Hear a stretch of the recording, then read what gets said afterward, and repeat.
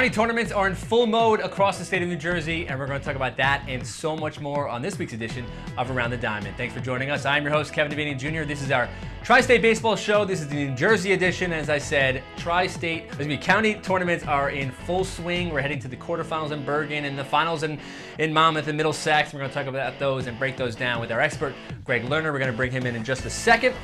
And we're going to reveal our top 20 poll, how things shaped out. A lot of losses, a lot of upsets. Things are changing a lot by the day in the great state of New Jersey baseball. How are they going to shake out? Last week's poll was really top-heavy with Jersey squads. I think it's going to stay very similar to that this week. We're going to move some furniture around in our Tri-State poll. So we're going to bring in our expert, our New Jersey reporter for MSGVarsity.com, that being Gregg Lerner, joining us from his home in Toms River, New Jersey. And Gregg, we're hitting the home stretch here. We're rounding third. I think maybe we're kind of heading towards third base in our metaphors of baseball here. So how are you feeling now and rounding third on the high school season? How's everything going? I think we're picking up a third base coach right now. Yeah, he's kind of waving us in. We're headed for home or we're holding a third. Holding up well, man. This is because this is the exciting time of the year, Kev, man. We're talking about county tournaments getting towards the end. State tournament seeds are coming out tomorrow. State tournament will be kicking off. It's right around the corner. So it doesn't get better than this time of the year. This is where you're going to start to see the cream rise to the top. You're going to see some upsets, and you're going to see what baseball's all about. And I don't care what anyone says. I love football. I know we're a football, basketball, lacrosse network in some ways. Me and you try and carry the torch for baseball. I don't know if anything's more intense than a close, late-game baseball game when you got the excitement of the pitcher, the ball in the pitcher's hand on the mound. It's a fun time. I know you get into that very much as well. A team that we've talked a lot about this season is St. Peter's Prep, and they knocked off Hudson this past week. How do you see St. Peter's Prep playing right now? I know that the bar's pretty high for them, but they've been, I don't want to say up and down, but they've been playing a little inconsistent at times. Yeah, listen, man. I don't know if that's true, man. They're 20-3. I know. They just lost to Union City last week, and Union City might be one of the best stories in the state in terms of their turnaround from a year ago to where they're at now. But I thought that loss, Kev, kind of clarified things for the Marauders. That, you know what? County tournament is going here. We're the second seed behind Marist. Marist is the team that beat them on opening night. I think that St. Peter's has a little bit to prove. They're the defending county champions. They want to retain that crown. And they've got the elements to do so. Corey Cattle went to 4-0 with that win against Hudson Catholic the other day. Mike Marino goes 2 for 3 with a couple RBIs. And listen to this stat. T.J. Ward, your senior shortstop, he's a dangerous stick as well as being great defensively. Yeah. And his reputation precedes him. He's been walked 29 times this year, Kev. So people don't want to tangle with TJ for good reason because they know there's repercussions and consequences to be paid for it. I don't think St. Peter's has had an inconsistent season at all. I think they've been pretty solid and pretty steady. And I know that they are, I'm not speaking out of school when I say they're revved up to defend that Hudson County Championship and take whatever momentum they get from that into the state tournament. And this big win over Hudson Catholic we had last week, it was a 7-4 victory. We caught up with some of the St. Peter's Prep players afterwards about that win. Whenever you score 5, 7, or more runs, it's just a great feeling as a pitcher because you got a little cushion. You can make a little more mistakes. Your team can make a little more mistakes, and you can bounce back from it. They come play us. They're tough every time. They come out, got blood in their eyes. They're just out to kill. So anytime you can jump on a team early, put them away, that just helps make everything easier. Yeah, we saw Mike Marino right there, had an RBI in the first inning of this game, had 2 RBIs in the third inning, and they kind of pulled away for that 7-5 win over Hudson Catholic. So now we had another matchup this past week, and a wild game between Ridge and Bridgewater Raritan, and just a back and forth game, and we're going to kind of pick it up in the middle part with Bridgewater leading 4-0 in this game. And Ridge struck for 3 on one swing, and you saw right there, Joey Vindici, the drive, 3-run score, and Ridge, the team, it seemed like they kind of got things going when they got behind. Well, Joe Vindici has proven one thing, that he rises to the occasion. Late innings, runners in scoring position, it's almost like he embraces that role. He wants to be in that spot. Now, Ridge goes on and they lose in the county final to Hillsborough. Let me tell you something, Kev. This was a crazy tournament and a crazy week for Hillsborough. Hillsborough wins.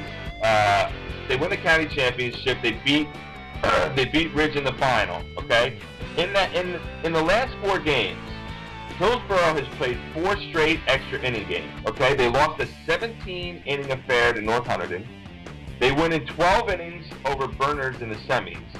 They win, I believe, in 9 innings, okay, in the county final over Ridge. And then they went 8 innings yesterday in a loss to Hunterdon Central.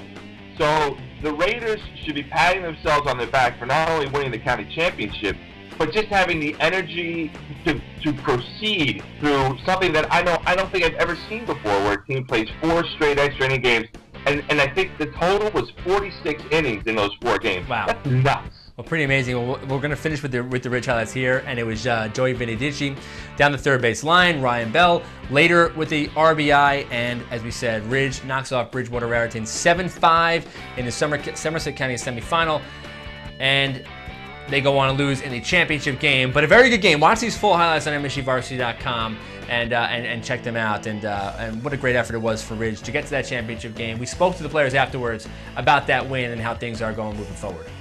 You know, every day at practice, we're always putting ourselves in clutch situations. Like we do challenges where we have to do something clutch, or else we run. So, all the time we're putting pressure on ourselves. So we're used to being clutch in big spots. Alex, what an incredible play to end the 6th inning. Talk about having the wherewithal to make the catch on Liam's throw and then to apply the tag. How did you see that play coming your way in that inning?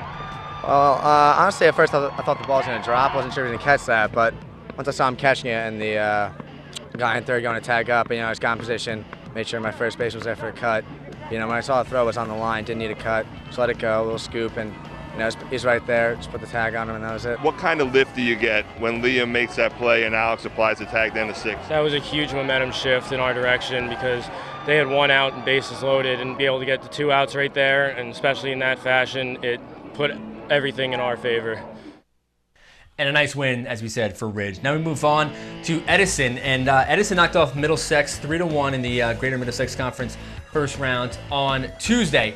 Now Edison, it was funny, we spoke to Edison players afterwards, and they seemed pretty hard on themselves for the way the season went. Are they making up for a little bit of falling short of their own expectations, you think? Well, listen, I think any team will tell you that they have expectations that are probably higher than anybody else, okay? We can all put potential labels on teams and put expectations upon them. But at the end of the day, it all falls upon the players to do so. Listen, Edison plays in a tough league, okay? In the GMC Red, they got Old Bridge, they got St. Joe's, they got East Brunswick. They run a gauntlet through there. They lost 8 games in a row at one point, Kev. But right now, beating Middlesex, okay, who's been a standard bearer inside the GMC for the last few years, that puts a lot of wind under the sail, okay, of the Eagles moving forward. That's a huge win for them. Tom Polito, who is one of the more established pitchers in the GMC, steps up in that spot and gets the win for the Eagles. I think that losing streak, if nothing else, may have done them one favor, that it might have some opponents sleeping on them a little bit as we proceed through the GMC tournament. But that would be a big mistake. Big mistake to sleep on Edison. The program has such prestige, one of the most recognizable programs in the state of New Jersey, and playing very well and getting a huge win at the right time as they move up in the GMC. So a 3-1 win over Middlesex, and they move on to GMC tournaments, and we're going to move on now. Now, I know you were at a game on a Monday night. I'm following on Twitter. Where does the Colts Neck Middletown South game rank among the games you've seen? I don't want to say all season, but I mean of the last couple of weeks.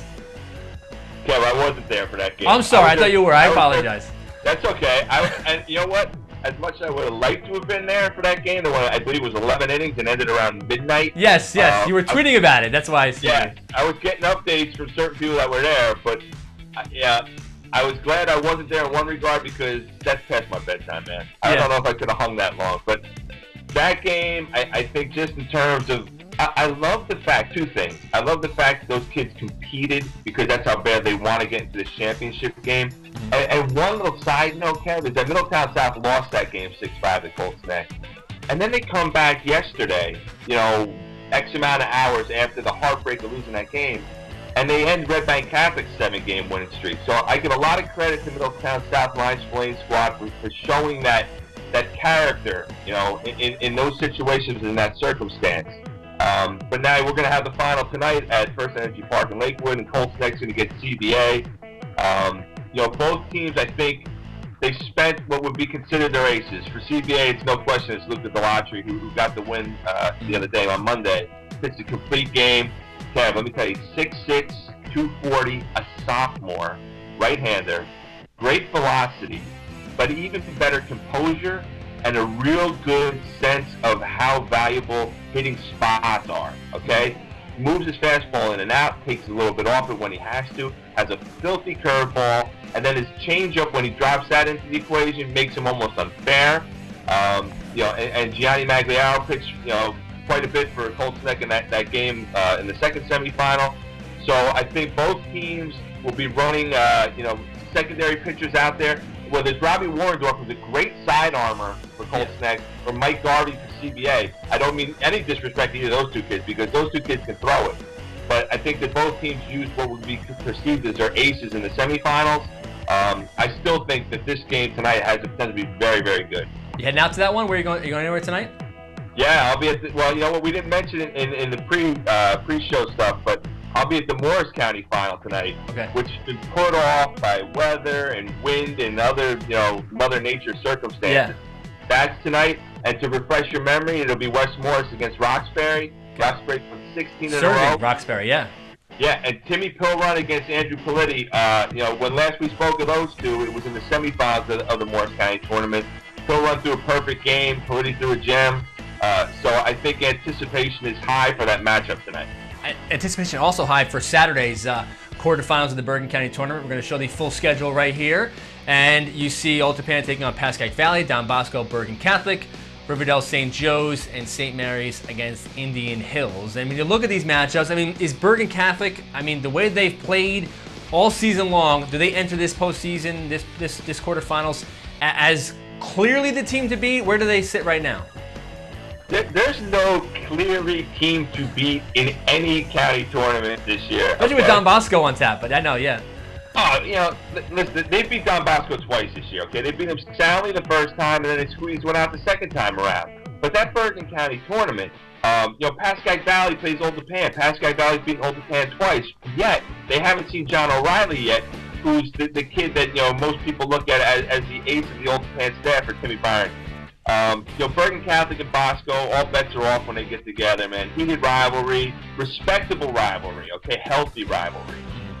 The Riverdale St. Joe game, another one. That's a rematch of last year's Bergen County final, okay?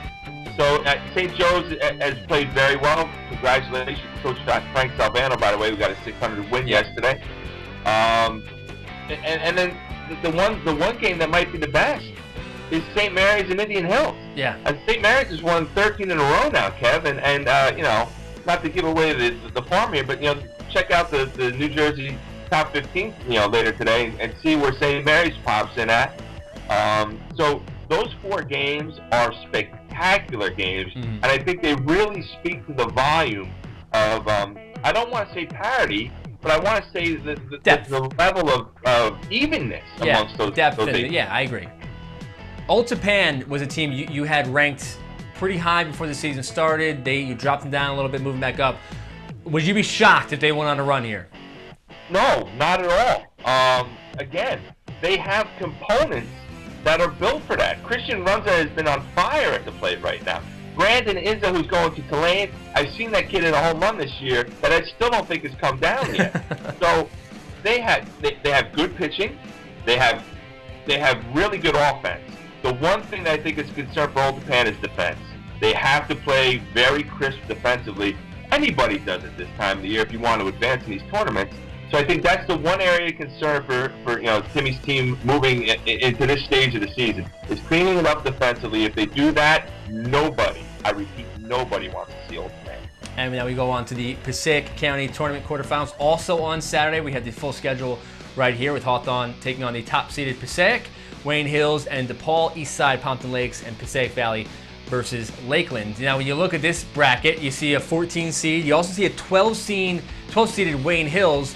And, with the way Wayne Hills has played this season, Greg, I feel like you wouldn't be shocked. We lost Greg here on the show for a second, but I wouldn't be shocked if Wayne Hills was kind of the Cinderella team, although Passaic is in their county tournament the top seed. Moving forward, they could be the team to beat. And now we're going to take a look at the hot list in New Jersey of the top players in the great state of New Jersey over the past week. And Greg has supplied us with the top performers. We see them right here with George Gillies of Damaris, the senior outfielder, 17 of 32 over the past week, 5 doubles, a grand slam, and 6 RBI. And then you have Alex Mulhern of Freehold Borough, and he set the school record with an 18-game hitting streak. And then St. Mary's of Rutherford, the Gales are on a 13-game winning streak, and Van Dyke is a 4-0 in that stretch for St. Mary's. So that is who's hot in the state of New Jersey. Now, if you want to talk New Jersey baseball, you can do it with Greg. Greg Lerner is going to host for the remainder of the season and through the postseason a live chat on MSGVarsity.com. We're doing them in every region for pretty much every sport, especially baseball. I'm going to do one in the Hudson Valley and Connecticut region, and Greg's going to be on. He did his first one on Tuesday night, last night, on the state of baseball in New Jersey. So join Greg each week, Tuesday nights, 8 o'clock, MSGVarsity.com for his live chat on New Jersey baseball.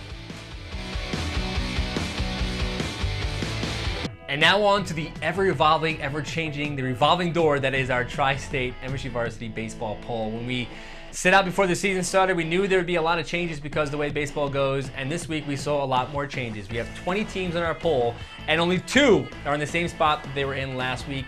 You could probably guess who at least one of them are. It's going to be our number 1 team. If you've been following along all season long, it's been hard to knock them out of that number 1 spot.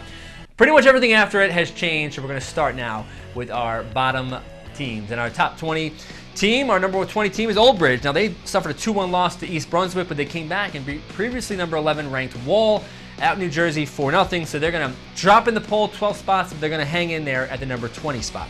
Division, Class A squad out in Long Island. They're going to get underway on Thursday in their county tournament. Looks like they're going to move on and play for at least for a Long Island championship in Class A. Our number 18 team is St. Dom, and St. Dominic was cruising along. They were in, I think they got as high as a number 4 team in our poll, and things are just kind of falling apart a little bit for them of late, and losing twice to Chaminade, now twice to Kellenberg.